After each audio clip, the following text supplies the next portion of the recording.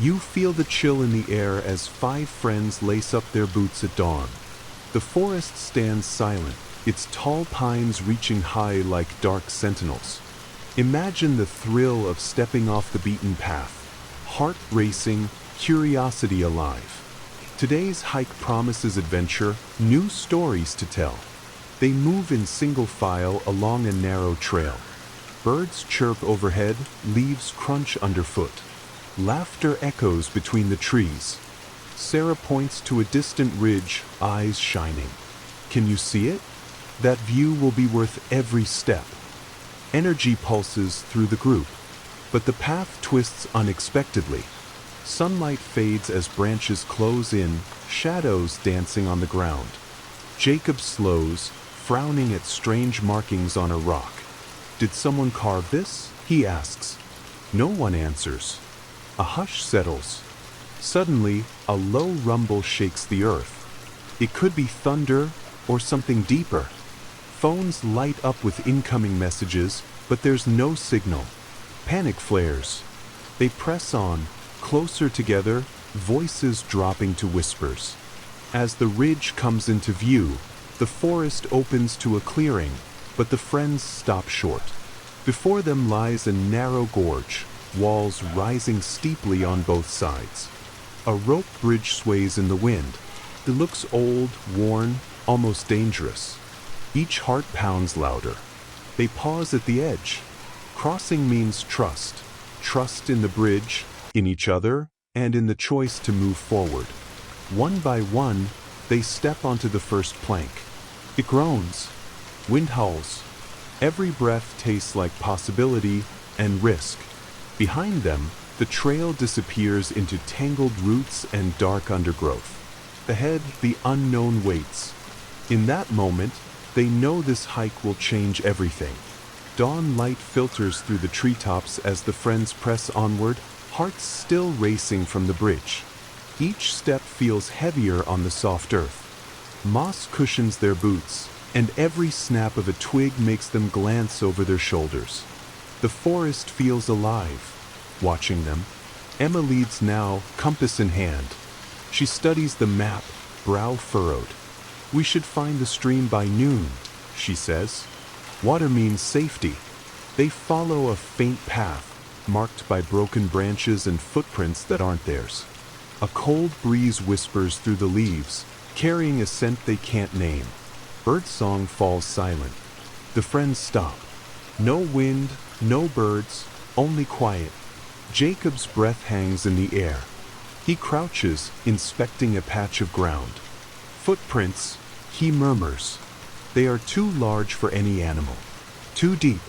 Too human. Sarah steps forward, voice trembling, but we're the only ones here. A sudden crack echoes, a branch snapping under weight unseen. Panic flares again.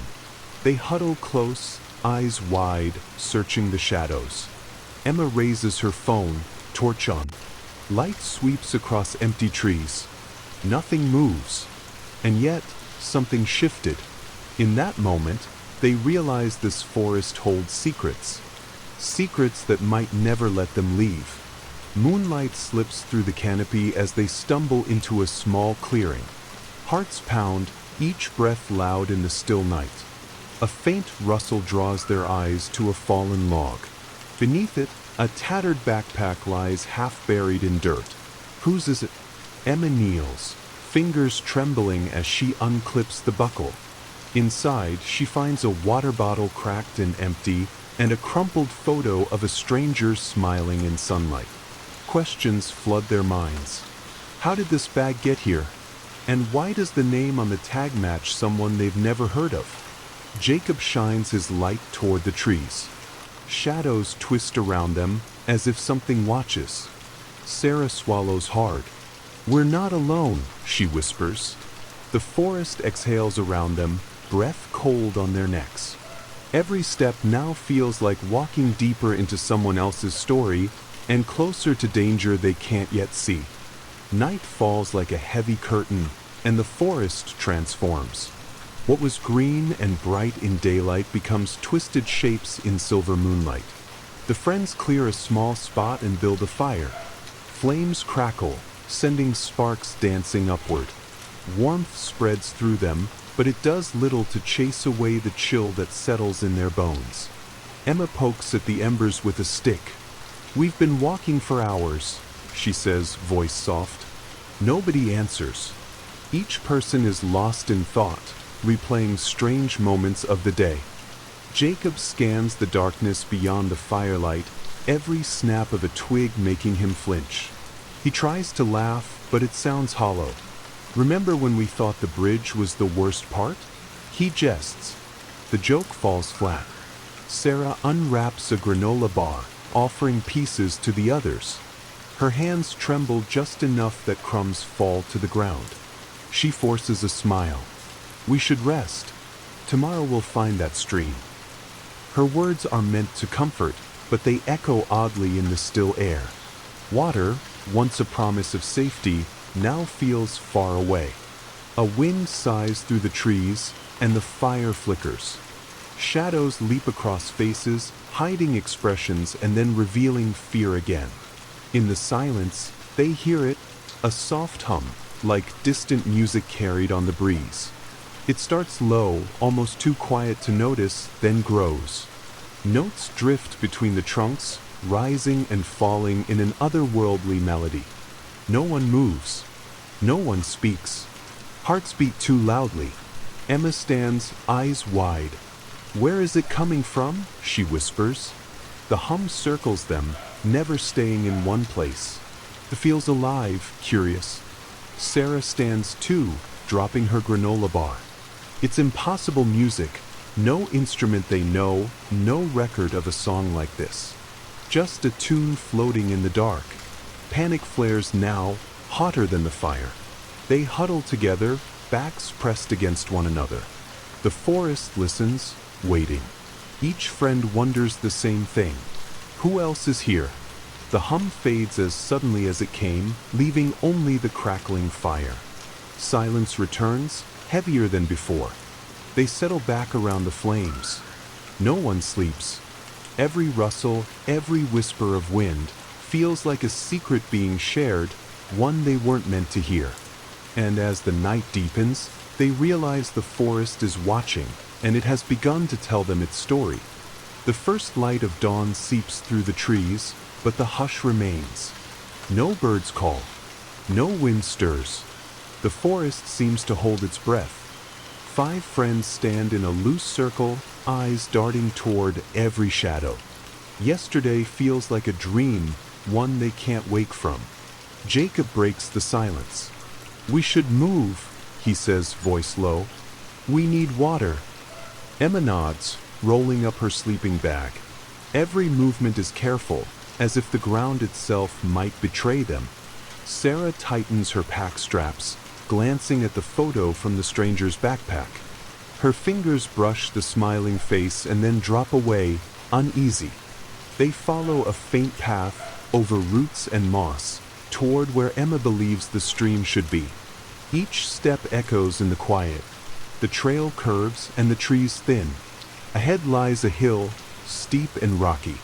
At the top, they hope to see flowing water or signs of people. They begin the climb, boots slipping on loose stones.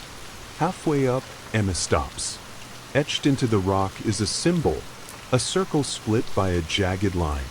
Looks old, ancient even. Sarah steps forward, running her finger along the grooves. "This wasn't here yesterday," she whispers.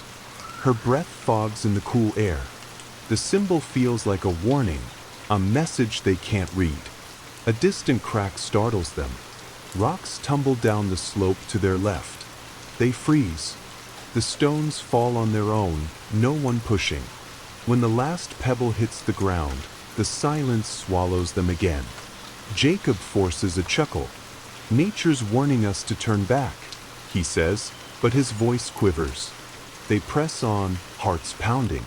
At the top, the view should bring relief. Instead, they see only more trees, stretching endlessly. No stream glints below. No path leads out.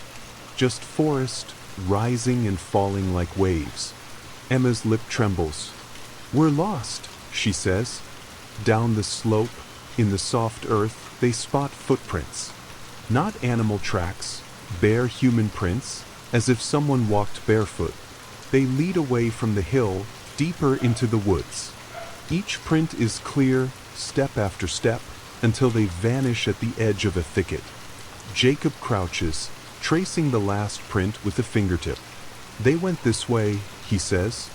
His face is pale. Sarah swallows. "Should we follow?" she asks. No one answers. The forest waits, patient and dark. The friends exchange looks. Fear and determination flicker in their eyes. They know the choice: chase the footprints or climb back down into uncertainty. In that moment, they realize there may be no safe path, only the one they dare to take. And as they step into the thicket, the forest closes behind them, hiding secrets they might never uncover. Fog drifts through the trees as dawn's weak light fights to break the night. 5 friends stumble forward, breath shallow, pulses pounding.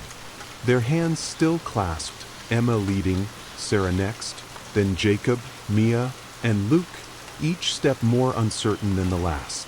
The forest around them is silent, but their hearts roar. They move in a single file, feeling for breaks in the trunks. Suddenly, Emma stops. Her foot catches on something smooth. She kneels, brushing aside leaves. A single boot, size 8, men's style, lies half buried. The leather is worn, straps snapped. Jacob kneels beside her, voice tight. "That's not ours." Sarah's eyes fill with dread. It matches the tag name in the backpack. She presses her palm against her mouth. The forest seems to hold its breath. No wind, no birds, only their fear. Emma leans close to the boot, running her finger along deep gouges in the sole. These marks, they're fresh. She stands slowly, voice echoing in the quiet. Someone was here very recently. A distant shout cracks the silence. It's Jacob, but not the Jacob in their group. A man's voice, hoarse and desperate, calling a name nobody knows. "Mia," it echoes. The friends freeze, hearts leaping. They look at one another. This forest has voices they didn't expect. Should we answer? Luke whispers. Doubt trembles in his tone. Emma exhales, decision forming. We can't ignore him. They approach the sound, moving downhill toward a faint blue glow through the trees. The fog parts to reveal a small clearing. There, tangled in roots, lies a man in dirt-stained clothes. His face is pale, eyes wild. He clutches a tattered journal, pages wet with dew. Emma kneels beside him. "We're friends," she says gently. The man's eyes flick to her, hopeful and terrified. He opens his lips to speak, but no words come, only a raspy gasp. Jacob kneels on the other side. "What happened?" he asks softly. The man's hand trembles as he extends the journal. Sarah stands behind, scanning the tree line, every branch, every shadow, waiting for what comes next. Emma takes the journal, flipping it open. The pages are filled with scrawled symbols, drawings of monoliths, water circles, and that broken bridge. On the last page, in shaky handwriting, 3 names are crossed out: Sarah, Jacob, Emma. A silence falls, heavier than the mist. The stranger's eyes plead for answers he cannot say. Luke shifts, breaking the hush. We need to get him help. But how? There is no path back. No clear way out. The man tries to speak again, voice cracking like dry wood. Emma leans closer, listening. At last, he whispers one word: follow. Behind them, the forest exhales, the fog swirling into shapes around their feet. Emma looks up, meeting each friend's gaze. Their fear is sharp, but so is their resolve. They exchange a silent nod.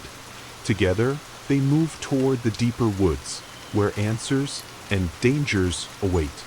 Dawn's pale light filters through the dense canopy, But the forest feels heavier now, laden with secrets yet to be spoken. The stranger limps beside them, journal clutched tight against his chest. His breath comes in ragged bursts, each inhale a battle. Emma offers him water from her bottle. He drinks without a word, eyes distant, haunted. They follow a winding path that seems to shift beneath their feet. Roots twist like serpents, tripping them when they stray too close. Every turn brings new symbols carved into bark or stone, circles split by jagged lines, spirals that drift into the wood. Jacob studies each one, sketching a quick copy in his own notebook. "They're guiding us," he murmurs, "or warning us." Sarah shivers. "Which is worse?" she asks. The stranger's eyes flick to her, as if he can't decide himself. Mia tightens her grip on his arm. "We have to trust him," she says, voice trembling. Luke glances back at the way they came. "But what if he leads us further into danger?" A low hum drifts through the trees, the same haunting melody that chased them before. It lures them forward, pulling at their minds. The stranger stops, head tilting as if listening. He drops the journal open to a page marked with a red circle. The words are jagged, almost unreadable. At the heart, truth awakens. Emma kneels beside him, tracing the words with her fingertip. "Where is the heart?" she asks softly. The stranger points ahead, where the trees part and moonlight spills onto a hidden valley. In its center stands a monolith taller than any they've seen, a smooth, dark stone, pulsing with faint blue light. They approach the valley's edge, breath catching at the sight. The ground slopes gently down, carpeted in soft moss. Flowers with silvery petals glow at its borders, petals drifting like feathers in a breeze they cannot feel. The monolith stands alone, its surface etched with every symbol they've encountered, joined now in a vast tapestry of meaning. Sarah steps forward, heart pounding. She remembers the fallen backpack, the lone hand in the water, the stranger's crossed out names. "This is where it all began," she whispers. "Or ends." Mia holds the stranger's hand. "Tell us," she pleads. His eyes glisten. He opens his mouth, voice barely more than a breath. "You must choose." Jacob squares his shoulders. "Choose what?" The stranger's gaze flicks between them, sorrow etched deep in his face. "Between knowing and forgetting." His words hang heavy in the valley air. Emma's heart twists. To know means to understand the forest's power, and risk being trapped in its story forever.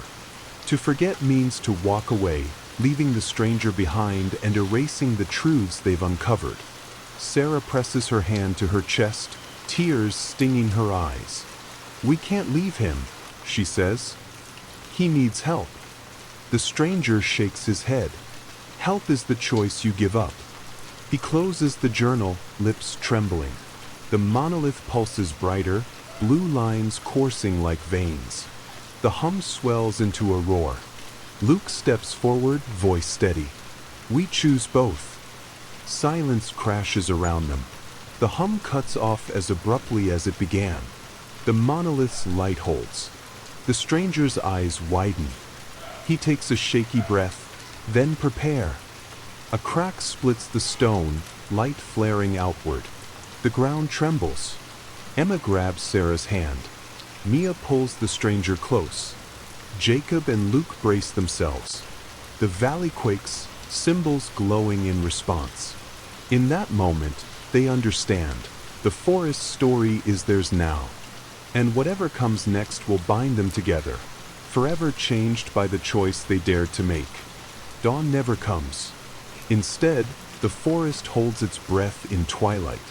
The air hums with quiet power as the ground beneath them settles. Emma blinks, and suddenly the world shifts.